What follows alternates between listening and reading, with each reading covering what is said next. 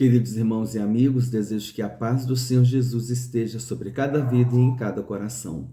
Vamos hoje dar continuidade ao nosso seminário teológico Palavra de Vida, no módulo 5, que estamos estudando paracletologia ou pneumatologia.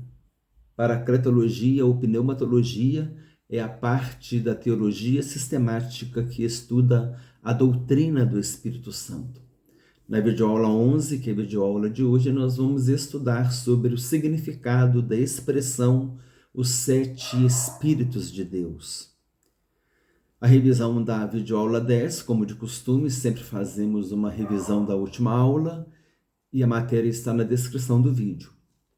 Na última aula nós falamos que o fruto do Espírito Santo está no singular, é como se fosse uma mexerica com 9 gomos e os 9 gomos formam o fruto, nos dando a entender que essas 9 características precisam estar presentes na vida daquele que vive na plenitude do Espírito Santo.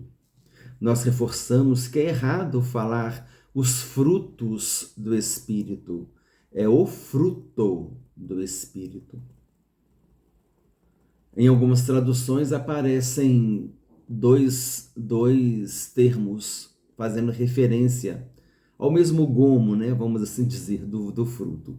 Por exemplo, amor ou caridade, gozo ou alegria, paz aparece em todas as versões pesquisadas, as traduções bíblicas pesquisadas. Tem outras que falam que é longanimidade ou paciência, benignidade ou amabilidade, bondade, que também é a mesma, é só esse termo em todas as versões, fé ou fidelidade, mansidão, também a mesma em todas as versões, domínio próprio ou temperança. Então não variaram aqui paz, bondade e mansidão. Agora vamos para o conteúdo da aula de hoje, os 7 Espíritos de Deus. Introdução. Na videoaula de hoje estudaremos sobre o significado da expressão os 7 Espíritos de Deus. Essa expressão aparece 4 vezes no livro de Apocalipse. Em Apocalipse capítulo 1, versículo 4, os 7 Espíritos de Deus são mencionados na saudação introdutória do livro. Em Apocalipse capítulo 3, versículo 1, Jesus se apresenta à igreja de Sardes como sendo aquele que tem os 7 Espíritos de Deus. Em Apocalipse capítulo 4, na visão do trono de Deus, os 7 Espíritos de Deus aparecem relacionados à figura de 7 lâmpadas que estão diante do trono. Em Apocalipse capítulo 5, versículo 6, a visão de Cristo exaltado, recebendo das mãos do Pai o livro selado com 7 selos. Os 7 Espíritos de Deus enviados por toda a terra são mencionados em conexão com os 7 chifres e os 7 olhos do Cordeiro. Número 2. Algumas interpretações sobre o significado. A Bíblia não apresenta com clareza o significado da expressão os 7 Espíritos de Deus. No entanto, ao analisarmos algumas passagens bíblicas, poderemos compreender o seu real significado. Eu vou apresentar duas interpretações erradas aqui, que nós consideramos erradas, que não estão... Que não tem fundamentação bíblica para elas, mas como existe, é importante trazer para a gente ter esse conhecimento. Anjos. Alguns teólogos defendem o pensamento de que os 7 Espíritos de Deus se refere aos 7 anjos que estão diante do trono de Deus. Uma vez que os anjos são espíritos ministradores, é possível entender que esses espíritos sejam anjos. Essa é a explicação dessa linha. Os anjos são espíritos ministradores. Em Hebreus capítulo 1, versículo 14, diz que os anjos são espíritos ministradores enviados a serviço daqueles que hão de herdar a salvação. Então, se eles são espíritos ministradores e tem esses 7 anjos diante do trono de Deus, então esses 7 anjos seriam os 7 espíritos. Mas não há coerência nisso, mas existe essa linha. Como existe essa outra linha aqui, seres celestiais mais poderosos do que os anjos. A expressão os 7 espíritos os sete Espíritos de Deus não é compatível com esse pensamento, porque ela traz uma plenitude muito profunda em seu significado. E por mais que esses seres celestiais fossem maiores do que os anjos, jamais seriam maiores do que Deus. Então, o significado da expressão sete Espíritos de Deus, no contexto que ele é aplicado, é muito mais profundo do que seres celestiais mais poderosos do que anjos e muito mais profundos do que anjos. Então eu trouxe essa letra A e essa letra B aqui, conforme está na descrição do vídeo. Eu trouxe para a gente conhecer que existe isso. Mas a letra C é a linha que a gente defende, que a gente assim entende. É uma descrição simbólica do Espírito Santo de Deus. Essa é a interpretação mais coerente a respeito da expressão sete Espíritos de Deus. Sabe-se que a linguagem figurada, ou seja, a linguagem simbólica, predomina no livro de Apocalipse. E aqui, nesse caso, não é diferente. O número 7 é usado desde os tempos veterotestamentários, desde o Antigo Testamento, e neotestamentário, Novo Testamento. São dois termos com os quais a gente sempre se depara, né? Neotestamentário, Novo Testamento, veterotestamentário, Antigo Testamento. Lembra do futebol dos veteranos? Hoje é o futebol dos veteranos, quer dizer, hoje é o futebol dos antigos. Veterotestamentário, o Antigo Testamento. Então, o número 7 é usado desde os tempos veterotestamentários para designar plenitude, sentido de completude, de totalitarismo, de totalitário. O número 7 aparece em Apocalipse mais de 50 vezes, como nos termos as 7 igrejas da Ásia, 7 selos, as 7 trombetas, as 7 taças e outras expressões. O maior entendimento a respeito da expressão os 7 Espíritos de Deus é que ela se refere à plenitude do Espírito Santo. O agir pleno se refere ao agir pleno do Espírito Santo, a presença plena do Espírito Santo. Então, se ela se refere à presença plena do Espírito Santo, ao agir pleno do Espírito Santo e à plenitude do Espírito Santo, significa então que os 7 Espíritos de Deus é o agir completo do Espírito Santo. É o Espírito Santo agindo em sua totalidade, em sua plenitude. Agora, para que a gente tenha esse entendimento, também é importante a gente trazer uma fundamentação bíblica para isso. Então, no número 3, nós temos a fundamentação. Número 3, em Apocalipse capítulo 1, versículos 4 e 5, podemos perceber a presença da Trindade Divina. A expressão 7 Espíritos de Deus se refere ao Espírito Santo. Então, a introdução do livro de Apocalipse, João capítulo 1, versículos 4 e 5, ele disse: João, às 7 igrejas que se encontram na Ásia, graça e paz a vós outros, da parte daquele que é, que era e que há de vir. Refere-se ao Pai. Da parte dos 7 Espíritos que se acham diante do trono. Refere-se ao Espírito Santo. E da parte de Jesus Cristo, a fiel testemunha, o primogênito dos mortos e o soberano dos reis da terra. Refere-se ao Filho. Então aqui, se João se referiu ao Pai, se referiu ao Filho, esses 7 Espíritos que se acham diante do trono de Deus nos levam ao entendimento de que ele está se referindo ao Espírito Santo. Número 4, a plenitude do Espírito Santo. Desde Gênesis capítulo 1, versículo 2, até Apocalipse capítulo 22, versículo 17, nós percebemos o ministério do Espírito Santo na terra. Nós já consideramos isso aqui nesse módulo mesmo, o ministério do Espírito Santo, e que continua hoje, né? Aqui a gente viu o ministério do Espírito Santo de Gênesis capítulo 1, versículo 2, e o Espírito de Deus pairava por sobre as águas de uma terra sem forma e vazia, até Apocalipse 22, 17, ora o Espírito e a noiva dizem, na hora vem, Senhor Jesus. Então a gente vê na Bíblia o ministério do Espírito Santo, mas ele está agindo ainda hoje. preparando um povo, habilitando um povo para o dia do arrebatamento, quando Jesus voltar para buscar a sua igreja. Desde Gênesis capítulo 1, versículo 2 até Apocalipse 22, 17, nós percebemos o ministério do Espírito Santo na terra. Em Apocalipse capítulo 5, versículo 6, está escrito que os 7 Espíritos de Deus são enviados por toda a terra. Jesus enviou o Espírito Santo para habitar na igreja. Ele convence o homem do pecado, da justiça e do juízo. Está agindo em toda a humanidade. Entendemos aqui que essa expressão se refere à ação do Espírito Santo de uma forma plena. Os 7 Espíritos foram enviados por toda a terra, quer dizer, foi o Espírito Santo enviado por toda a terra.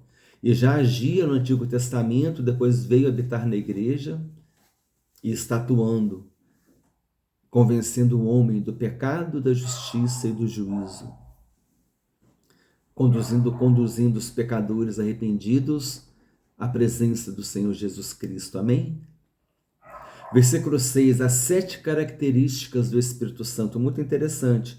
O Espírito Santo se expressa de 7 formas distintas. E por causa disso, a expressão os 7 Espíritos de Deus se refere a um só Espírito, com 7 características, conforme mencionadas em Isaías. O texto bíblico diz assim: do tronco de Jessé sairá um rebento, e das suas raízes um renovo.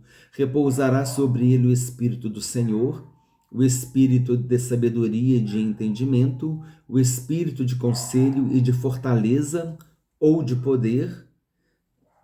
Também pode ser o Espírito de poder ou o Espírito de fortaleza, o Espírito de conhecimento e de temor do Senhor. Deleitar-se-á no temor do Senhor. Não julgará segundo a vista dos seus olhos, nem repreenderá segundo o ouvir dos seus ouvidos. Isaías capítulo 11, versículos 1 a 3. Do tronco de Jessé sairá o rebento. Nós sabemos que que é Jesus Cristo, né? Jessé é o pai de Davi. E Jesus é da raiz de Davi. Ele é da tribo de Judá. Das suas raízes o renovo, quer dizer, Jesus ele é descendente de Davi. A descendência de Jesus é uma descendência real, é uma descendência de rei. Então aqui nós falamos essas 7 características do Espírito Santo. Ele é o Espírito do Senhor, sabedoria, entendimento, conselho, poder ou fortaleza, conhecimento e temor, mas é tudo o mesmo Espírito.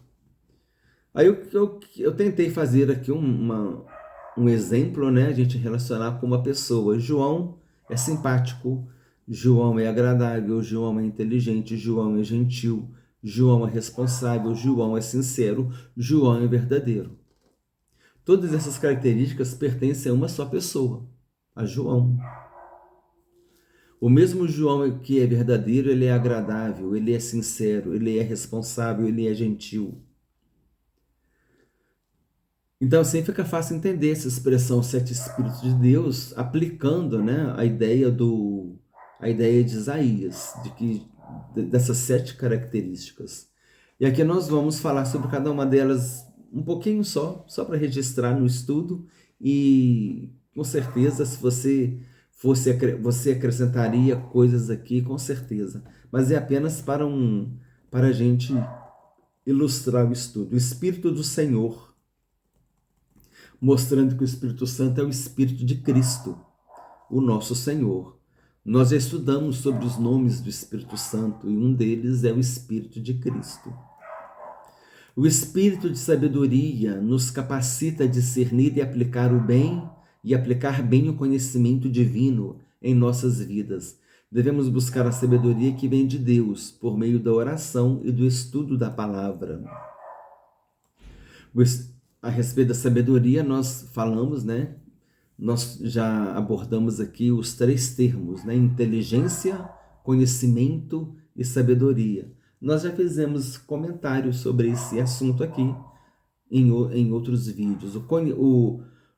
A inteligência Deus dá para todo mundo. Claro que cada um tem a tendência a uma área, um gosta de uma área, o outro gosta de outra, mas todo mundo tem inteligência.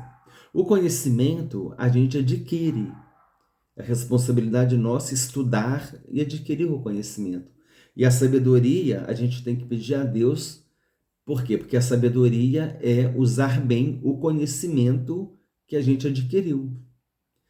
Temos inteligência para adquirir conhecimento e agora precisamos da sabedoria para usar bem esse conhecimento. Então é interessante a relação, né, dessas três palavras, né? Inteligência, conhecimento e sabedoria. Inteligência Deus dá, irmãos. Todo mundo é inteligente, tem capacidade de aprender. O conhecimento a gente tem que buscar, tem que estudar, tem que pesquisar. A gente quer pregar, vamos falar aqui de coisas espirituais. A gente quer pregar, quer dar aula em escola dominical, quer dar estudo bíblico, quer pregar em culto no lar. Irmãos, temos que estudar a Bíblia, amém? Temos que fazer um curso de teologia, estudos bíblicos, uma faculdade de teologia. Precisamos aprender coisas profundas que a gente tem acesso só mesmo quando a gente mergulha nessa educação formal, vamos assim dizer. Porque muitas vezes na igreja as aulas não são tão profundas assim, numa escola dominical. Mas a pessoa que quer pregar, que quer ter o microfone, ela precisa buscar o conhecimento da palavra de Deus, amém? Para poder trazer mensagens substanciais, mensagens coerentes. E outra coisa que eu digo aqui, devemos estudar muito, buscar muito conhecimento teológico mesmo, mas nunca nós devemos deixar de depender do Espírito Santo. Dependemos do Espírito Santo sempre. Mas o fato da gente ter a unção do Espírito Santo, eu tenho unção do Espírito Santo, eu não preciso de estudar, não. Precisa sim. A unção do Espírito Santo não nos libera de estudar as coisas de Deus, amém?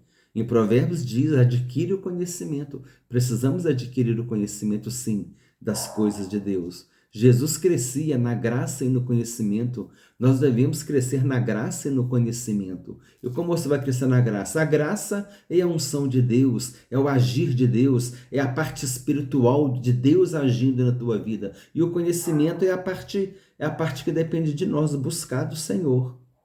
E a fonte de conhecimento é inesgotável, né, irmãos? Que é a palavra de Deus.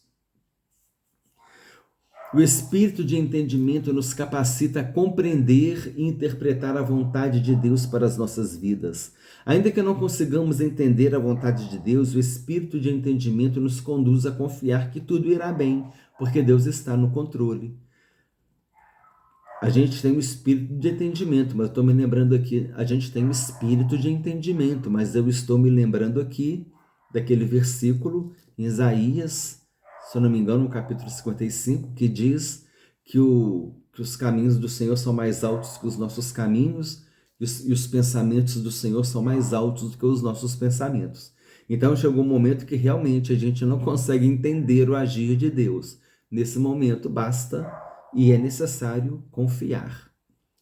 O Espírito Santo nos aconselha na hora da tomada de decisão em todas as áreas de nossas vidas. É o Espírito de conselho, o Espírito de fortaleza, o Espírito de poder nos revestirá do poder de Deus para sermos testemunhas de Jesus na terra, anunciando a mensagem do Evangelho. O Espírito de conhecimento permite que conheçamos e prossigamos em conhecer ao Senhor por meio da oração e do conhecimento de sua palavra. Pelo poder do Espírito Santo, entendemos e conhecemos a revelação de Deus por meio da Bíblia. Olha só aqui, irmãos. Conhecimento. Sabedoria e conhecimento. A graça e o conhecimento. A sabedoria está na graça, está no agir de Deus. E o conhecimento a gente busca do Senhor. Então esse espírito de conhecimento, porque ele nos capacita a conhecer e ter sabedoria. Amém? Então precisamos de conhecimento, sim, e pedir a sabedoria de Deus. Que a inteligência para aprender nós temos, graças a Deus. O espírito do temor do Senhor, fazendo que reconheçamos a sua soberania, o seu domínio e o seu poder. Temor do Senhor está relacionado à reverência e respeito, e não ao medo. Conclusão. Os sete Espíritos de Deus são mencionados em Apocalipse, capítulo 1, versículo 4, capítulo 3, versículo 1, capítulo 4, versículo 5 e capítulo 5, versículo 6. Apocalipse, capítulo 3, versículo 1, indica que Jesus Cristo tem os sete Espíritos de Deus. Apocalipse 4, 5 relaciona esses sete Espíritos com sete lâmpadas acesas que estão diante do seu trono. Apocalipse capítulo 5, versículo 6, identifica os sete Espíritos com os sete olhos do Cordeiro e afirma que eles são enviados por toda a terra. Em Isaías capítulo 11, versículo 2, que diz: repousará sobre ele o Espírito do Senhor, o Espírito de sabedoria e de entendimento, o Espírito de conselho e de fortaleza, o Espírito de conhecimento e de temor do Senhor. Isso pode explicar os sete Espíritos de Deus. Quais são? São as sete características dele: o Espírito do Senhor, o Espírito de sabedoria, o Espírito de entendimento, o Espírito de conselho, o Espírito de poder, o Espírito de conhecimento, o Espírito de temor do Senhor. Lembro do João. O João é simpático, o João é inteligente, o João é gentil. É o mesmo João, mas ele é isso tudo. Aqui é o mesmo Espírito, mas ele é isso tudo. Ele é entendimento, conselho, poder, conhecimento, temor do Senhor, sabedoria, fortaleza. É o Espírito do Senhor. Então, fica fácil entender se a gente fizer esse exercício com João, né? A Bíblia não nos diz especificamente quem ou o que os sete Espíritos são, mas a primeira interpretação, a de que os sete Espíritos são uma referência, né, ao Espírito Santo, parece ser a mais provável. Não há uma expressão assim, os sete Espíritos de Deus, que é o Espírito Santo. Não existe isso na Bíblia. Mas pelo que nós vemos aqui, pelo que nós analisamos aqui, esses sete Espíritos de Deus, ele se refere ao Espírito Santo, é uma linguagem simbólica, relacionando também a questão do número 7 ser um número relacionado à plenitude. É interessante, irmãos, a numerologia bíblica. Eu quero fazer um estudo sobre isso. A numerologia bíblica é muito interessante. O número 40, por exemplo, significa, se eu não me engano, o número 40 significa um pouco de aquela questão de provação. Jesus estava 40 dias no deserto, o povo de Israel caminhou 40 anos no deserto, né? E então são essas. O número 40 é assim, eu acho que ele traz ideia de provação, de sentença, alguma coisa nesse sentido, o número 40. O número 7 traz a ideia de plenitude. Então existe uma numerologia bíblica interessante. É um assunto interessante para se pesquisar. Resumo da videoaula 11, os sete Espíritos de Deus. Terminando a aula, a expressão sete Espíritos de Deus aparece 4 vezes no livro de Apocalipse. Nós falamos sobre isso. Trata-se de uma linguagem simbólica que se refere ao Espírito Santo. Algumas interpretações sobre os sete Espíritos de Deus, anjos, seres celestiais, que são mais poderosos do que anjos, a descrição simbólica do Espírito de Deus. O número 7 aparece mais de 50 vezes no livro de Apocalipse. Pela pesquisa feita, foi informado que aparece 54 vezes. A expressão os sete Espíritos de Deus se refere à plenitude do Espírito Santo. Isaías capítulo 11, versículos 1 a 3, descreve as características do Espírito Santo. É o mesmo Espírito, mas é o Espírito do Senhor, o Espírito de sabedoria, de entendimento, de conselho, fortaleza, ou poder, conhecimento e temor do Senhor. Na conclusão do estudo, nós vimos que a Bíblia nos diz especificamente, não nos diz especificamente quem ou o que são os sete Espíritos são. Não nos diz quem ou o que os sete Espíritos são. Mas a primeira interpretação, a de que são o Espírito Santo, parece ser a mais provável. Então, nós abraçamos essa ideia de que os sete Espíritos de Deus se refere ao Espírito Santo, à luz de toda a fundamentação que nós apresentamos aqui na aula hoje. Geralmente, irmãos, esse resumo no final da aula, ele é uma didática, ele é um recurso didático interessante, porque por aqui, em poucas palavras, a gente vê tudo que a gente viu na aula, e por exemplo, quando terminarmos aqui o módulo 5 de Cristologia, eu vou fazer, como eu sempre, de Paracletologia, ou Pneumatologia, o módulo 5. Vamos fazer como fizemos nos outros módulos. Eu pego o resumo de todas as videoaulas e eu coloco em sequência e eu leio só os resumos, lembrando todos os conteúdos que nós estudamos. E, de certa forma, o resumo da videoaula, ele traz aquilo que a gente precisa aprender, né? Depois dessa aula, você deveria entender, saber falar pelo menos o que está no resumo. Já seria um aprendizado interessante. Amém? Compartilhe essa aula com irmãos e amigos, com quem gosta de ouvir a palavra de Deus. Conversa com seu pastor, com a sua pastora. Publique essa aula no grupo lá das redes sociais. Amém? Ajude-nos a levar a palavra de Deus. A intenção é sempre a gente contribuir para o crescimento espiritual e o crescimento no conhecimento da palavra de Deus. O nosso objetivo com esse seminário, irmãos, é trazer conteúdo, matéria mesmo, carga pesada de matéria, de conteúdo, para aqueles que querem estudar e aprender a palavra de Deus, terem matéria disponibilizada na descrição e nos comentários fixados, para que você possa copiar essas matérias e aprender, amém? E a intenção é colaborar para preparar obreiros para a obra de Deus. Queremos contribuir na preparação de obreiros para a obra de Deus. Desejo que Deus te abençoe ricamente, em nome do Senhor Jesus Cristo.